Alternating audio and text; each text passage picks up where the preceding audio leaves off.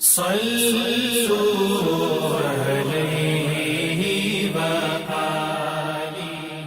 اکرم صلی اللہ علیہ وآلہ وسلم نے وحی کے رک جانے کے زمانے کے حالات بیان فرماتے ہوئے کہا کہ ایک روز میں چلا جا رہا تھا کہ اچانک میں نے آسمان کی طرف ایک آواز سنی اور میں نے اپنا سر آسمان کی طرف اٹھایا۔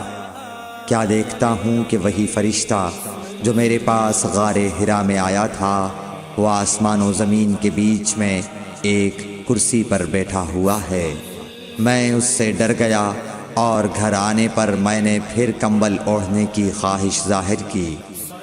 اس وقت اللہ پاک کی طرف سے یہ آیات نازل ہوئیں، اے لحاف اوڑھ کر لیٹنے والے، اٹھ کھڑا ہو اور لوگوں کو عذاب الہی سے ڈرا، اور اپنے رب کی بڑائی بیان کر، اور اپنے کپڑوں کو پاک صاف رکھ اور گندگی سے دور رہ۔